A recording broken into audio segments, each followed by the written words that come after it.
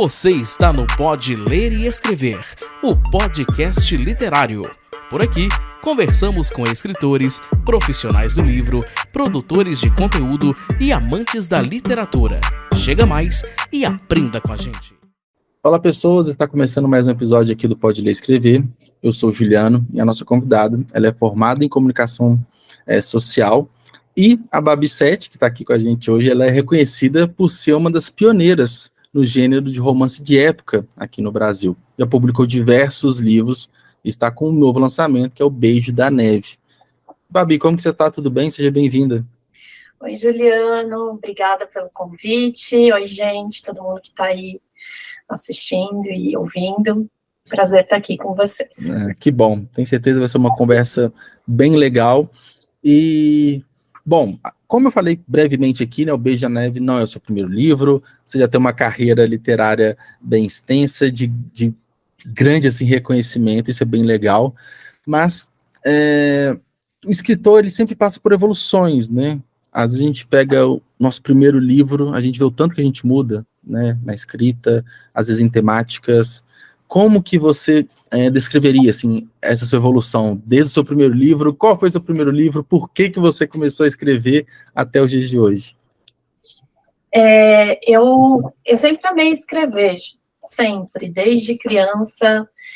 A escrita ela me acompanha como algo, como um refúgio, como um lugar em que, chamando a escrita de lugar, mas um lugar em que eu me sentia encontrada comigo mesmo, me sentia conectada aí com, sei lá, com um elemento insubstancial aí da beleza e da inspiração. Sempre, assim, desde que eu me lembro. Obviamente, claro, quando eu era criança era uma coisa muito relacionada ali a historinhas e gostar muito de ler e ouvir contos de fadas. Então, e depois, conforme eu fui crescendo, com mais ou menos uns 12, 13 anos, eu me apaixonei por poesia, e aí eu comecei a escrever muita poesia. Me sentia muito feliz e conectada com algo que eu nem sei descrever, assim, algo maior, sabe? Toda vez que eu escrevia poesia. E aí esse amor pela poesia me acompanhou durante muitos anos, assim, né? Eu sou uma leitora de romances, sim, eu sempre gostei de ler romances desde cedo, mas a minha formação, assim, como leitora, sempre foi muito mais ligada à poesia do que ao romance. Curioso. Tanto que, assim, eu não me vi escrevendo um romance até mais ou menos até uns 15 anos atrás. E eu não me via escrevendo um romance, mas eu me via facilmente escrevendo ali, de repente, um livro de poesias. Sim. Tá? E aí eu entrei em comunicação social, já pensando mesmo em escrever, em fazer algo com a escrita, que eu ainda não sabia como, o quê, né? Mas, e me formei em publicidade. Fazer redação publicitária, porque era primeiro jornalismo, aí jornalismo não me encontrei, eu fiz alguns estágios, não me encontrei, mudei para publicidade, querendo fazer redação publicitária. Mas mesmo assim, a escrita, eu trabalhei 10 anos em marketing, a escrita ficou meio de lado. Era algo que de vez em quando, assim, eu tinha muitas saudades, aí eu voltava para escrever alguma coisa, até que veio o meu primeiro romance na cabeça. Eu tinha mais ou menos uns 30 anos, e aí, só que eu não sabia que era um romance, porque eu não me via como uma romance, então eu não sabia o que era aquela história, o que eram aqueles personagens. Eu achava até que era coisa de vida passada, porque Não, porque eu tinha que achar uma explicação para aquilo, assim, eu fiquei muito obcecada com a ideia e eu não tinha ideia, não tinha noção do que era aquilo tudo, né? E na minha imaginação, eu tinha ali a história já quase inteira, e eu contei para uma prima minha, que é uma amiga também, e essa história, e ela falou, poxa, mas você gosta tanto de escrever, essa história que você me contou, daria um livro. E foi assim, foi tipo um raio ali na consciência. E aí, a partir dessa conversa, desse momento, você começou a escrever de fato esse primeiro romance. Sim, já acho que no dia seguinte, falei, cara, é isso mesmo, eu vou escrever, não sabia se ia ser um romance, não sabia se ia ser um conto, o que ia ser, né, porque é muito louco, assim, para mim era muito louco essa ideia, sabe? Pô, é a primeira experiência, né? Assim, você estava se descobrindo ali como escritora, né? Como romancista. E, óbvio, eu sempre amei escrever, mas acho que raras vezes eu escrevi contos para a universidade, para a escola, mas eu não era, assim, uma ficcionada, sabe? Nesse tipo era sempre textos curtos, né? Eram poesias curtas, e aí, assim, nasceu. 4 meses depois, eu tinha terminado de escrever. E era um romance, de fato, né? Que legal. E, de fato, virou seu primeiro livro. Como que ele chama? Como que foi Ele chama, na época, ele chamava Campos Elíseos, e ele só foi publicado em 2021, e ele chama Aurora da Lótus, ele mudou o título. Tá. Então, ele chegou para ser publicado, mas agora em 2021 você reescreveu, ou não? Não, eu não publiquei ele até 2021. Tá. Entendi. Ele eu não parei mais, assim. Quando eu acabei ele, enquanto eu estava escrevendo, eu me encontrei muito, eu tive muita certeza, assim, cara, assim, é isso que eu quero fazer com a escrita, é isso. Eu senti um encontro mesmo absurdo, assim, com o meu amor pela escrita, que sempre esteve comigo, e o meu amor pelas histórias, pelos romances, que também sempre teve comigo esse amor, desde criança. Só que eu não tinha conseguido canalizar aí esse dom, talvez rolava aquela angústia, né, até você conseguir canalizar de fato ali num livro. Imagino tanto que isso deve ter, de repente, um alívio, ou uma certeza que, tipo assim, é esse caminho que eu quero, né? Esse aqui eu gosto de fato de fazer, né? É isso mesmo, Juliana, uma mistura de alívio com uma alegria muito grande, uma certeza muito grande de que eu tinha encontrado, assim, isso, sabe? E o que eu quero fazer com a minha escrita é assim que eu quero. Nem que eu me encontrei tanto que eu pensava assim, nem que eu nunca publique, sabe? Só de eu estar aqui escrevendo meio que por hobby, enfim, mas não faz sentido, né? Quando eu tinha escrito 3 livros já, ainda não tinha publicado nenhum. Meu marido chegou para mim e falou assim, agora... Tá na hora, né? Agora você vai, vamos ver o que a gente vai fazer, você vai publicar, porque não faz sentido. Tá só escrevendo, tá acumulando aqui os livros e nenhum vai, né? E eu costumo falar assim, que a gente escreve para ser lido, né? Então, é um objetivo, escrever, publicar e ter leitores como consequência, né? Isso mesmo. Só que nesse ponto você não tinha essa oportunidade, né? Não publicava, então não tem leitor, né? Os leitores eram, tipo, meu marido, meu pai, que é leitor, minha mãe vivia também, alguns... os primos, a prima que falou para escrever, era família, amigos. Assim. Que curioso.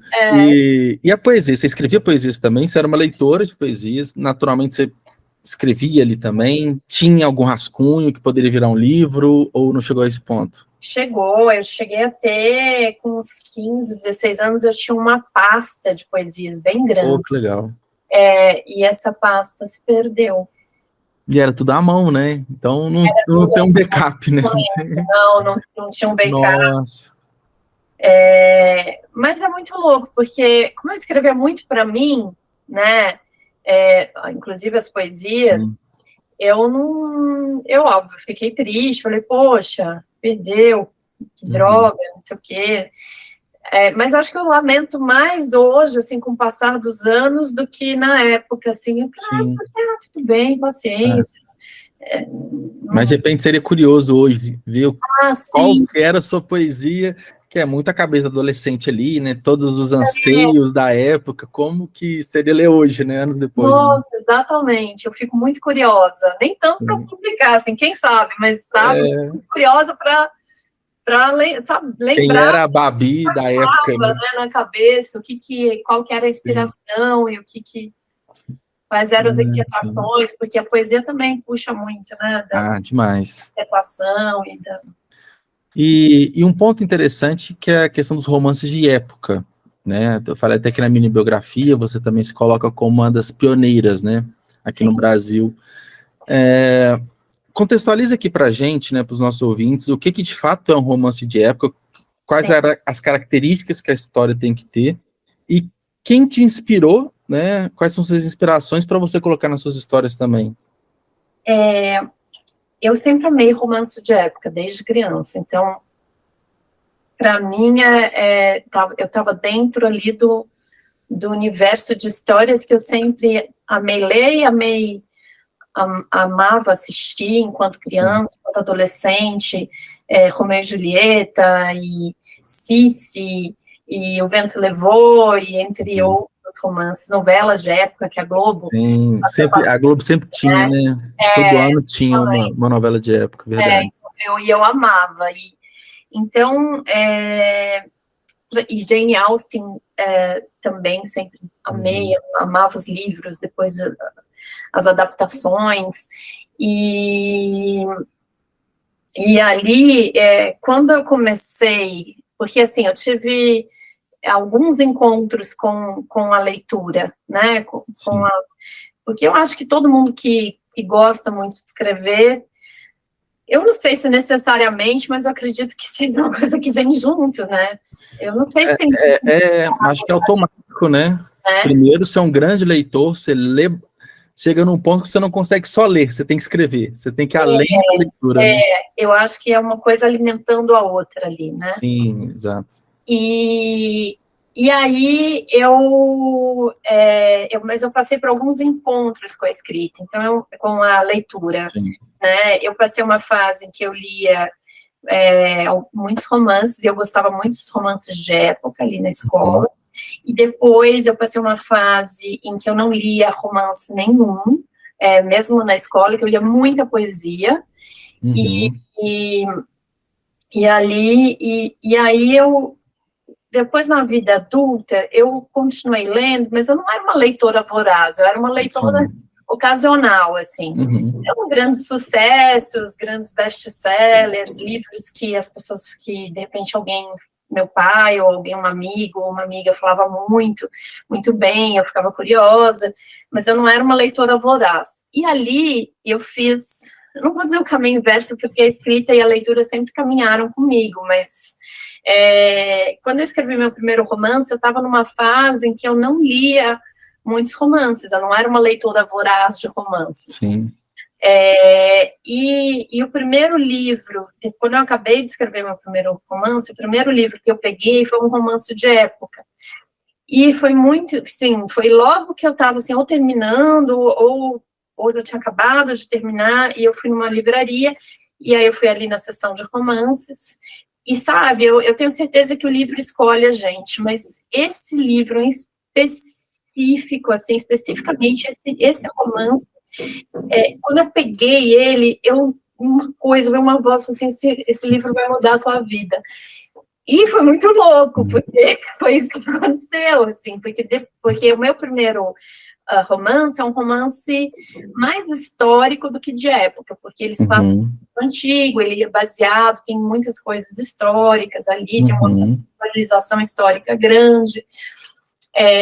Eu vou falar um pouquinho depois, tá? Sobre o romance histórico de época. A diferença, né? Sim. Tem diferença. Legal. E aí, e esse era um romance de época, e eu peguei para ler, e eu li, assim, em horas, menos de um dia, aí eu já comprei mais 5, mais 10, e na época no Brasil não se publicava muito, romance de época, eram poucas publicações, e aí tinham grupos de leitores que se uniam para ficar trocando dicas, né? Eu cheguei a ler em espanhol, romance de época. Por falta de literatura traduzida para cá, né? Cheguei a ler em inglês, cheguei a ler muito em português de Portugal. Sim, que legal. Eu assinava ali o Wookie, que é um aplicativo. Lá é muito forte, né? Na Europa é muito forte, né? E aí eu lia muito, eu importei muitos livros de Portugal, chegavam caixas e caixas de livros de romance de época,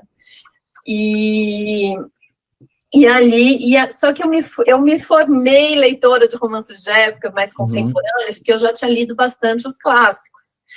Mas os leitores, os romances mais contemporâneos de época, eu me formei leitora quando eu terminei de escrever o meu primeiro livro. E aí, Juliana, eu li 200 e poucos livros em um ano. Nossa! E você já estava nessa, assim, já estava consumindo esses livros porque você gostava, obviamente, mas pensando numa formação como escritora para escrever um romance de época, você já tinha essa visão ou foi meio que natural, aconteceu? Foi meio que natural, foi um movimento muito eu acho que foi sabe aquela, quando você fica muitos anos adormecida e aí de repente você encontra uma grande paixão e você vai com toda a sede ao pote, porque eu não só li 200 livros, como eu também escrevi um outro livro. E comecei mais um nesse um ano. Um volume absurdo, assim. Se fosse só de leitura, já seria incrível. Você ainda escreveu, ainda arrumou tempinho para escrever. Nossa! Exatamente. Então, eu fui com muita sede ao pote, assim, fui enlouquecida e eu realmente... óbvio que, assim, depois de ler alguns romances, eu falei, cara, isso vai me ajudar, porque, assim, a leitura te inspira, né? Sim. E a leitura te traz... Que o Promobit é um ótimo lugar para você economizar todos os dias, você já sabe. Mas, agora, no mês de setembro, eles estão comemorando 10 anos ajudando os brasileiros a economizar todos os dias. E quem ganha no aniversário do Promobit é você. Sim, é você. São diversos prêmios no sorteio deles. E nesse aniversário do Promobit, eu quero apresentar o app deles para vocês, para que você faça seu cadastro, acesse todas as promoções e economize comprando os produtos que você tanto quer. Acesse a sua loja de aplicativos, digita Promobit, baixa o aplicativo, aí você vai abrir, vai realizar o seu cadastro e logo assim que você abre o aplicativo, já tem aquela aba de destaques e você clica em Quero participar. É muito simples, em poucos cliques você já estará por dentro dessa promoção de aniversário. E se você quer comprar um Kindle novo, se você quer monitorar aqueles livros que você tanto deseja, ou simplesmente uma cadeira para você poder ler, relaxar, comprar aquele box de séries, enfim, para você ficar mais tranquilo e economizar, o Promobit é o melhor para você. E eu confesso que na minha lista de desejos, que você também pode criar no aplicativo, eu já selecionei um celular novo, de repente um videogame, ou até, quem sabe, um novo Kindle para me acompanhar nas minhas viagens. Durante todo mês de setembro, você economizando com o Promobit concorre a diversos prêmios. É isso mesmo. E como que isso tudo funciona? Durante esse mês de aniversário do Promobit, quem compra em nossos parceiros, com os nossos parceiros, receberá tickets para concorrer a prêmios incríveis. É muito simples, não é mesmo? Enfim, o Promobit é uma comunidade que tem hoje mais de 3 milhões de pessoas cadastradas, pessoas reais mesmo, que estão todos os dias economizando e também colocando na plataforma promoções incríveis que elas encontram nas lojas parceiras. Ao todo, são mais de 700 promoções diárias que você consegue acessar pelo app. E aí, vamos economizar também? O que você está esperando? Baixa logo o aplicativo clicando no link aqui disponível e eu te espero lá. Valeu, até mais. Um traquejo de ritmo, assim, né? Na hora que você vai escrever. Quanto mais você lê, mais você pega o ritmo da escrita, né? De diálogos, de mudanças de cena, e te inspira muito, né? Porque você está lendo alguma coisa, de repente vem uma ideia, né? Ai, que vontade de escrever sobre essa época, que vontade de escrever, e aí de repente vem uma ideia para mim. A escrita, a leitura me inspira. Tá? Principalmente mais de 200 livros, então você pegou diversos autores, Diversas épocas, diversos estilos de escrita. Então você pôde trabalhar isso muito bem para criar algo seu, no final das contas, né?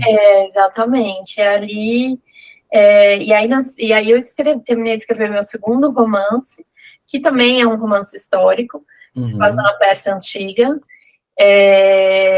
Esse não foi publicado ainda, tá? Esse ainda, ele está assinado aí com uma plataforma de publicação, mas a gente ainda não tem previsão de quando ele vai ser publicado.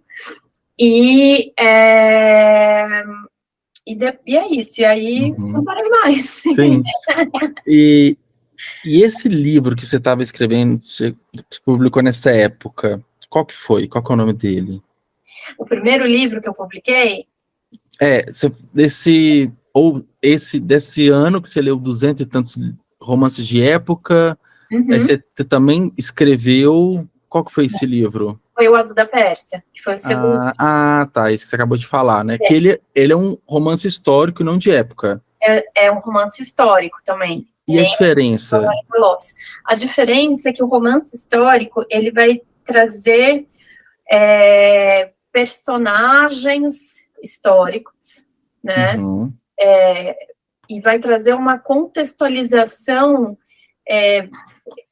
baseada muito na história. Então, por exemplo, tá? Vou te dar como exemplo o Azul da Pérsia.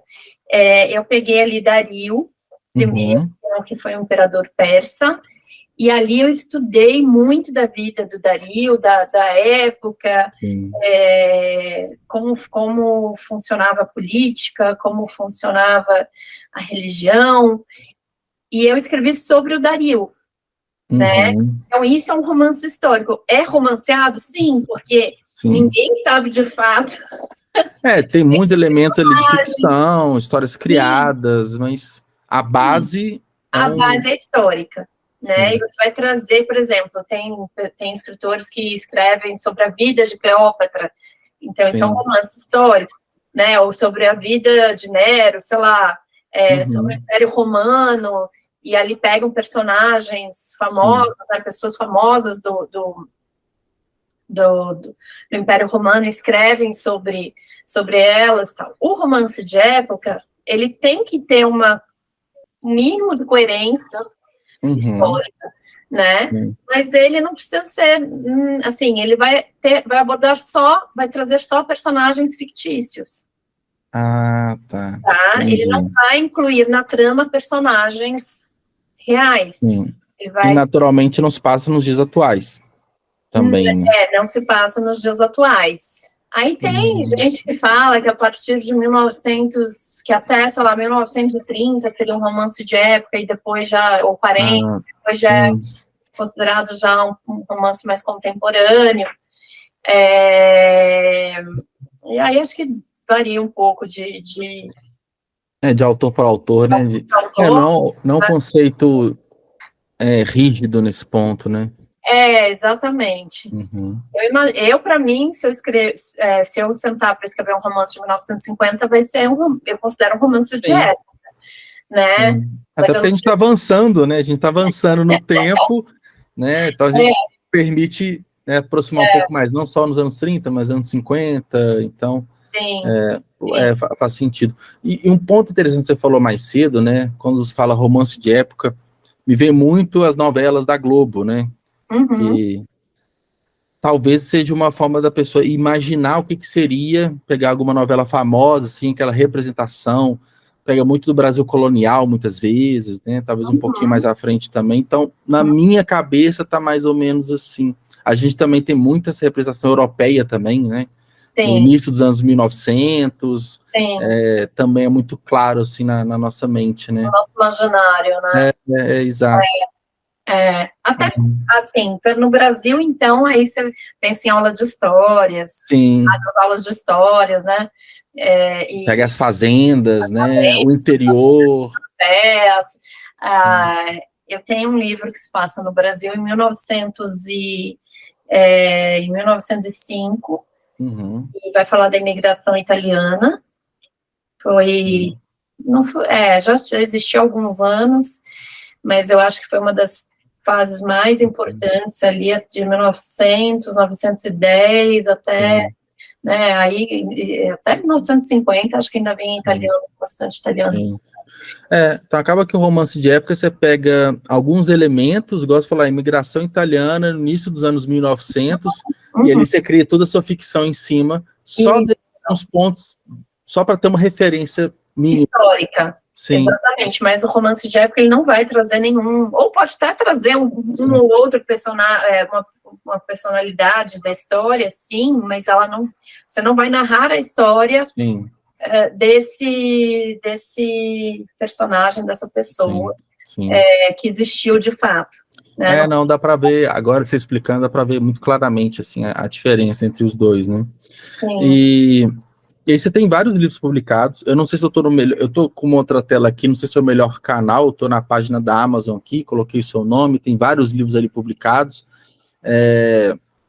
sua carreira foi seguindo, teve algum ponto de virada que você considera, por exemplo, você teve um livro que estourou, viralizou, bombou, tem algum ponto assim? Qual que foi? Tem, eu considero que eu tive na carreira 2 pontos de virada muito importantes, e talvez, assim, acho que estou tendo o terceiro com o Beijo da Neve. Oh, legal. Ele está tendo uma aceitação, ele faz só 1 mês de lançado, ele está tendo uma aceitação que legal. Bem expressiva, assim. Mas vamos voltar aos pontos de virada do passado. Sim. E esse a gente vai descobrir se é um ponto de virada, talvez ano que vem, né? Depois que passou o lançamento. Assim, ano que vem, exatamente, depois de um ano. Que legal. Mas o primeiro foi A Promessa da Rosa, tá? Que foi o meu segundo livro publicado e foi o meu primeiro romance de época, em 2015. Você aí na Amazon deve estar vendo a nova edição. Que eu abri aqui a página. Agora, em 2000, foi ano passado, em 2022. Tá aqui, junho de 22. Isso, essa é uma nova edição. Ele foi publicado primeiro em 2015 pela editora Novo Século, e foi uma época, assim, em que quase nenhuma autora publicava romance de época no Brasil. Já estava começando a ter algumas, um pouco mais de variedade de escritoras internacionais sendo publicadas por editoras aqui no Brasil, de romances de época. Estava começando a dar um pouco mais de variedade, o gênero estava assim, vamos dizer, ele teve uma expansão muito grande entre os leitores brasileiros, eu acho que de 2014, mais ou menos, até acho que até 2018 ainda era o gênero que estava muito em alta, assim, era o gênero da moda. Sim. Tá? Hoje a gente tem outros gêneros que estão aí estão mais na moda, os gêneros que estão sendo mais falados entre os influencers de livros, mas na época eram os romances de época. E aí foi aquelas, não sei se, sabe, o destino dando uma mão, uma força, ou uma feliz coincidência mesmo, eu lancei o meu primeiro romance de época nesse momento em que o romance de época no Brasil começou a ficar bem mais em alta entre os leitores, entre os influencers de livros, as pessoas começaram a falar muito, a buscar, a querer conhecer o gênero, e A Promessa da Rosa é um romance que se passa na Inglaterra, na época vitoriana, e até hoje eu considero ele uma das minhas histórias de maior sucesso e repercussão entre os leitores. É uma história muito forte, a Caitlin, que é a protagonista, é uma personagem muito forte. Então, esse foi o primeiro. E legal. No final de 2016, quando eu publiquei na Amazon, tá? Senhorita Aurora, de maneira independente. E esse é um romance contemporâneo, esse é um novo adulto. Sim. Tô abrindo ele aqui também.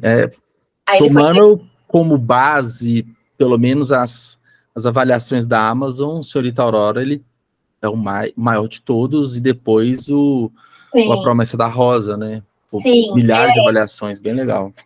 O que acontece é que o romance de época, ele entrou nessa hype, né?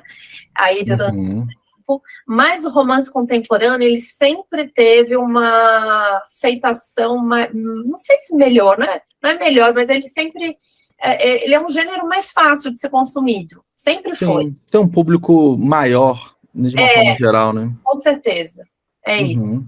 E aí, mas Senhorita Aurora eu lancei ele independente na Amazon, numa época em que a Amazon também, assim, tinha alguns autores publicando, brasileiros publicando na Amazon, mas não era hoje o crescimento de publicação de romance na Amazon é gigante, assim, você tem, eu nem sei quantos autores, talvez sejam milhares, mas são muitos autores publicando pela Amazon hoje. Em 2016, até quando eu publiquei Senhorita Aurora, que foi final de 2016, não era assim, era uma coisa que tinha alguns autores já ganhando espaço ali na plataforma, ganhando um público expressivo, mas não se compara com o que era hoje em dia, com o que é hoje em dia. Né? Mas você lançou numa época boa, né? Além do... o livro só tem essa repercussão porque ele é bom, isso é um fato, né? Mas potencializou o que já seria muito bom o momento, a época que ele foi publicado, né? Sim, eu acho que sim. E mais uma vez, eu lancei esse livro porque eu já tinha lançado A Promessa da Rosa e O Despertar do Lírio, que é outro romance de época. E eu tinha eu já estava muito conhecida como uma romancista de época, né? Sim, legal. Ter sido uma das pioneiras a publicar, tal, então eu já tinha um nome como romancista de época no mercado e entre os leitores, e então a Senhorita Aurora foi meio que uma experiência, assim, por isso que eu nem quis entregar para a editora, eu falei, não, eu não sei se vai dar certo, eu não sei se os meus leitores vão consumir isso, se eles vão gostar, né, e aí foi uma surpresa louca, assim, porque realmente foi outro ponto de virada. E você tinha aquele medo do tipo, né, o livro anterior, poxa, super bem avaliado, milhares de leitores, cria-se uma expectativa tanto pela parte deles, que o próximo ele tem que ser um baita de um livro, e também uma cobrança interna muito grande, para não decepcionar os leitores. Teve acho que você acabou de falar, será que os meus leitores vão gostar? Talvez era essa questão, porque é uma linguagem diferente. Sim. Teve essa preocupação toda? Eu acho que teve essa preocupação, eu tive essa preocupação, eu acho que é impossível um autor não ter, não pensar nisso. Sim. Nunca, é impossível você se inventar completamente ali, né, da influência do que vão achar, ou do que estão achando.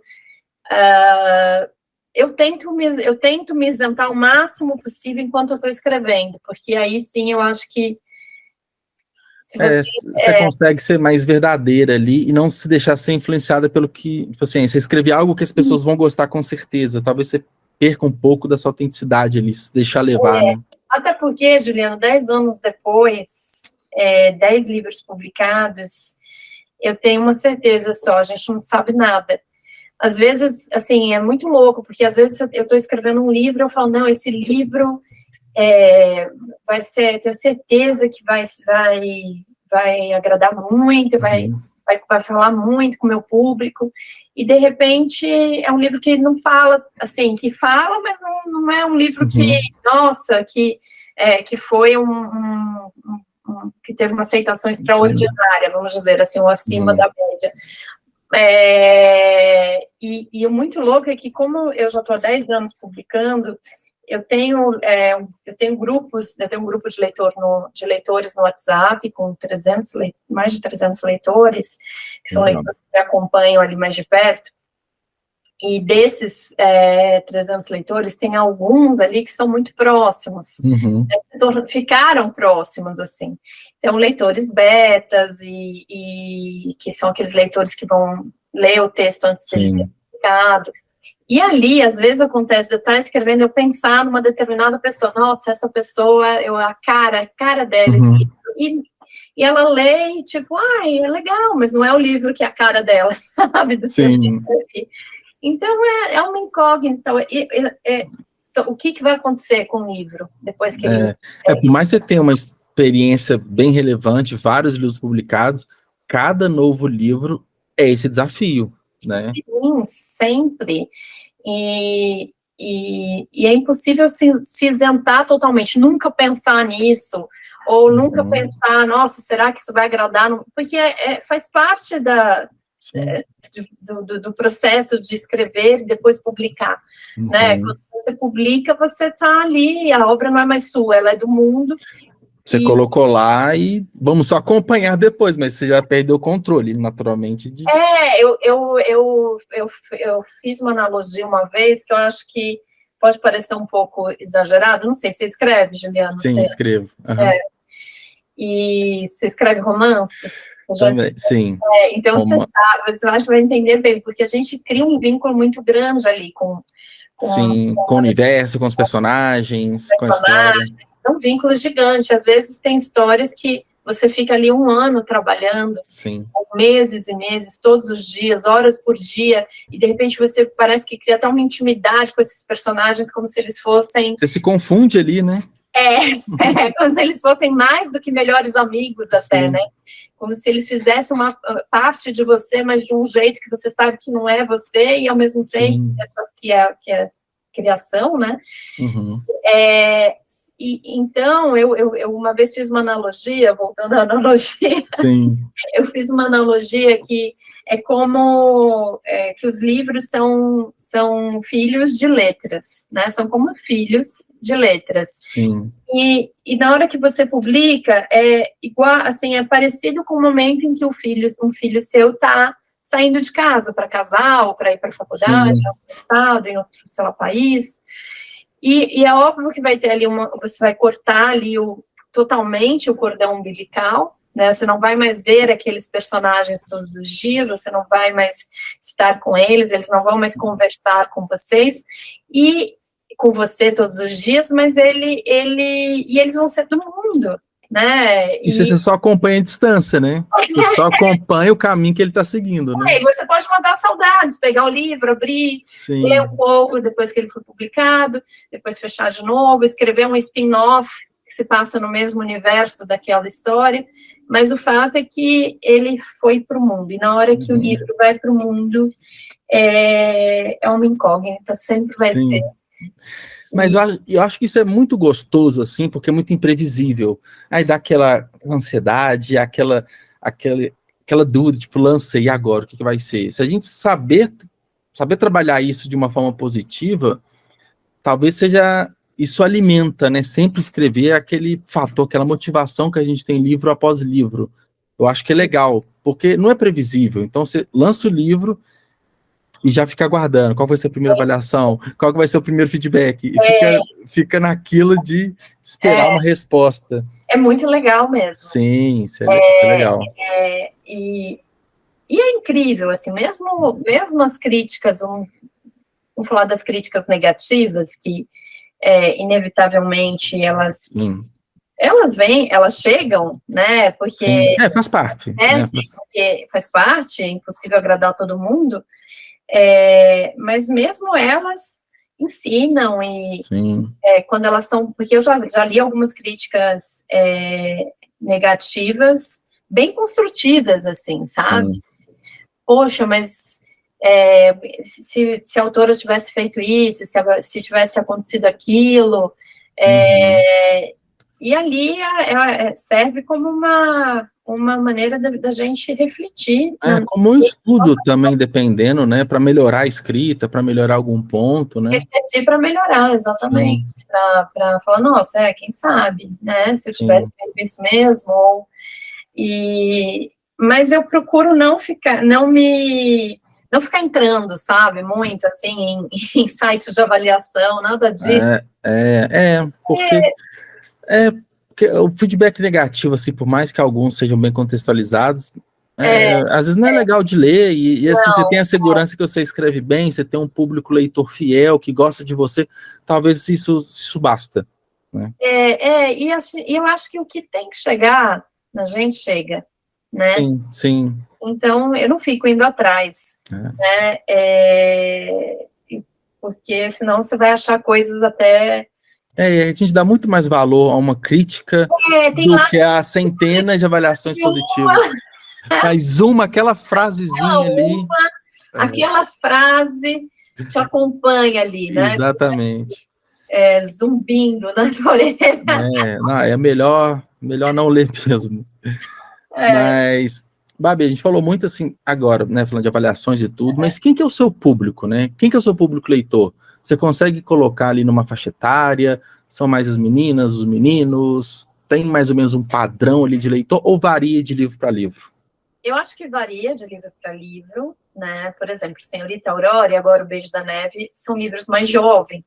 Sim. Não que esses livros não agradem um público mais velho, não é isso, mas é que eles têm uma linguagem mais jovens, eles têm uma contextualização mais jovens. O romance de época em si, ele acaba atingindo um público mais adulto, eu acho. Sim. Né? É a sensação que eu tenho, pelo menos no Brasil. Mas o meu público, porque como eu publico também romances mais jovens, o meu público acaba sendo muito eclético, né? Sim. Então, isso é uma coisa até que a minha editora, que teve na minha primeira sessão da Bienal, esse ano, quando acabou a sessão, ela falou, nossa, é impressionante, o teu público é muito diversificado, porque a maioria é mulher, né? Sim. Mas tem homens também. Sim. Isso é bom, né, ter essa variação de público, porque se abraça mais pessoas, né? Sim, eu não reclamo, eu acho muito legal. Quanto mais gente, melhor. Eu acho muito legal, sim, conversar com todas as idades. Sim. Às vezes tem alguém que fala assim, acabei de ler, aqui em casa eu e minha mãe somos suas leitoras, ou eu e minha avó, sabe? Então, eu acho... Que legal, pega gerações distintas, né, da mesma família. E aproveitando, a gente já entrando aqui no Beijo da Neve, né, que é o livro que você está lançando agora, ele tem essa linguagem mais voltada para um público mais adolescente, talvez, ali. Fale um pouco mais sobre ele, sobre a história, e depois a gente chega na parte do lançamento em si. Fale mais pra gente sobre o Beijo da Neve. O Beijo da Neve, ele nasceu dentro da minha cabeça, ali no meu coração de autora, em 2014, tá? Foi a primeira vez que eu tive vontade, em 2014, eu fiz uma viagem para o Canadá, e ali foi a primeira vez que eu tive vontade de escrever um livro que se passasse nesse universo ali de esportes de gelo, de inverno, e de repente até mesmo no Canadá, né? Eu passei 21 dias ali, foi uma viagem longa, eu fui no inverno. Sim.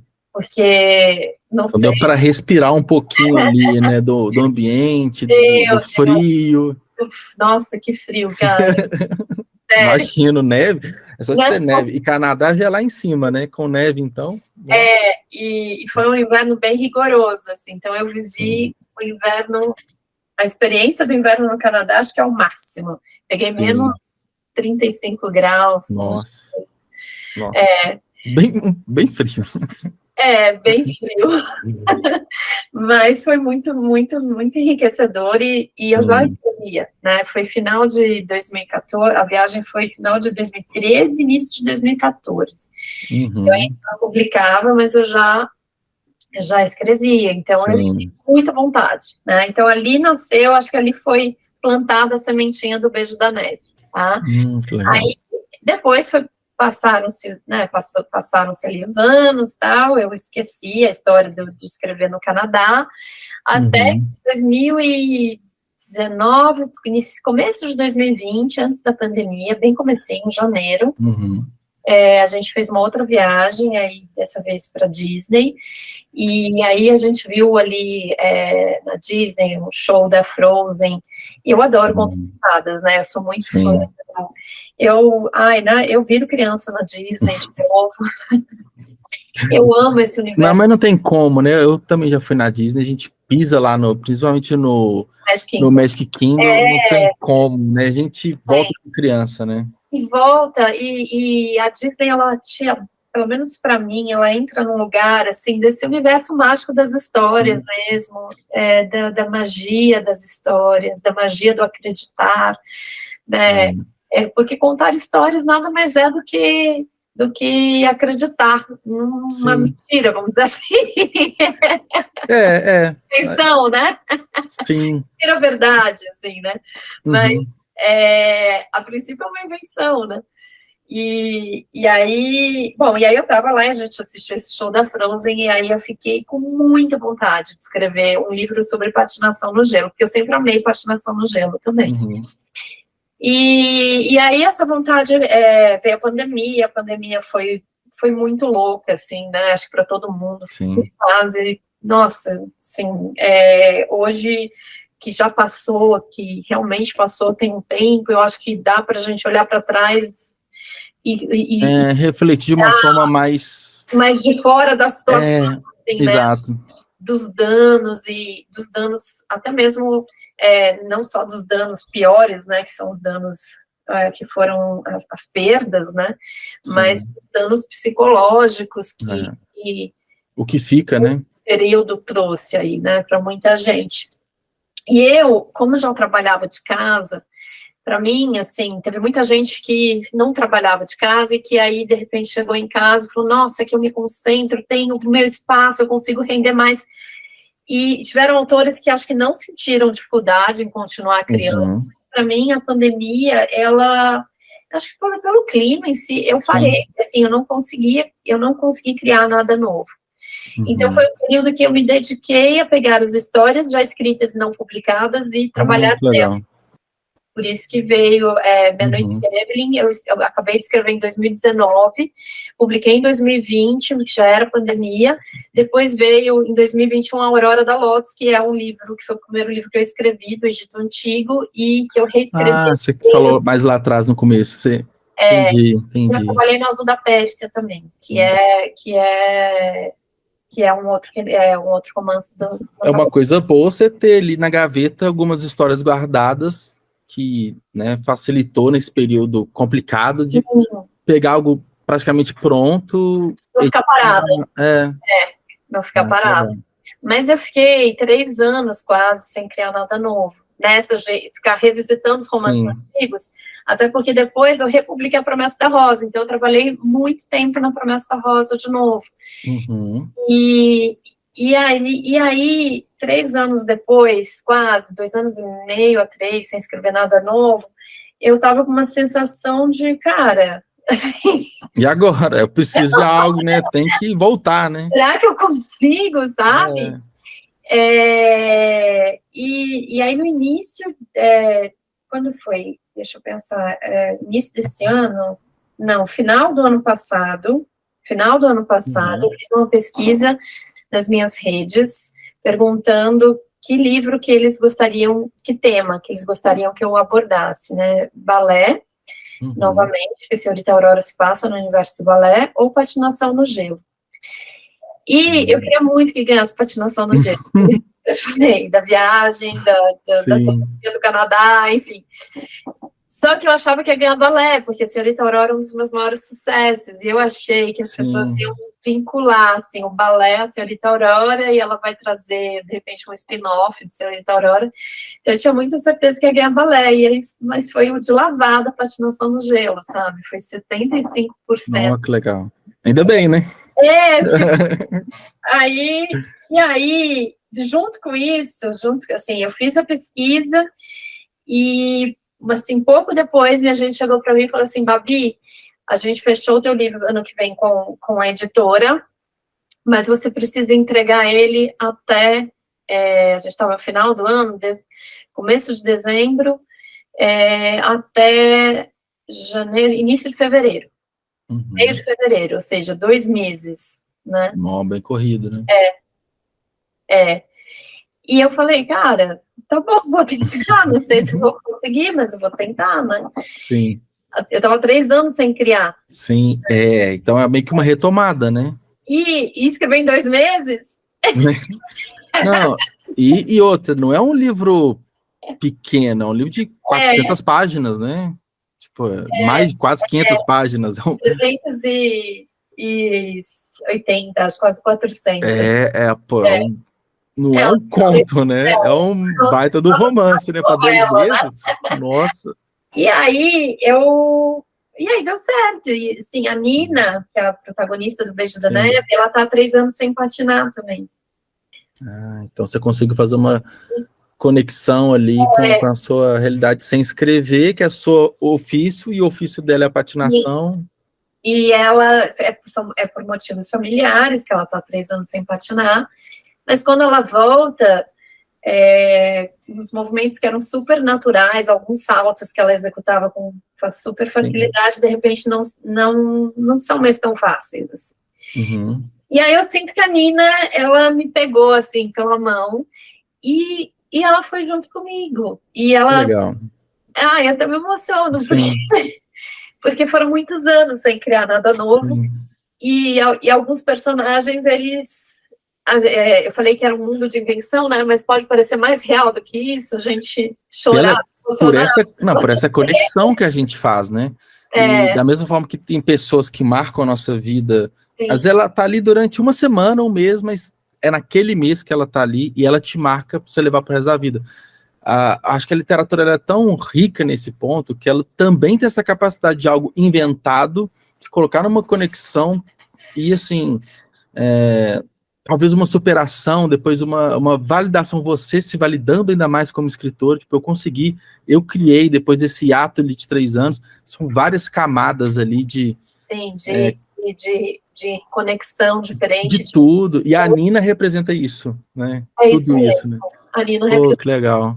E ela veio, assim, muito numa alegria, sabe? Um entusiasmo, que eu acho que eu precisava, assim, dessa injeção de alegria, A Nina é muito engraçada, o Beijo da Neve é o meu romance mais engraçado. Que legal. Eu classifico ele como New Adult, porque ele vai trazer personagens que estão estariam ali recém-formados, de faculdade, ou ainda em período de faculdade. Ela tem 21, né, estaria na faculdade ainda, que ela, no caso, é patinadora. Aquele início ali da fase adulta, lidando com os problemas de uma vida independente. E ele tem 26, ele é um pouquinho mais velho.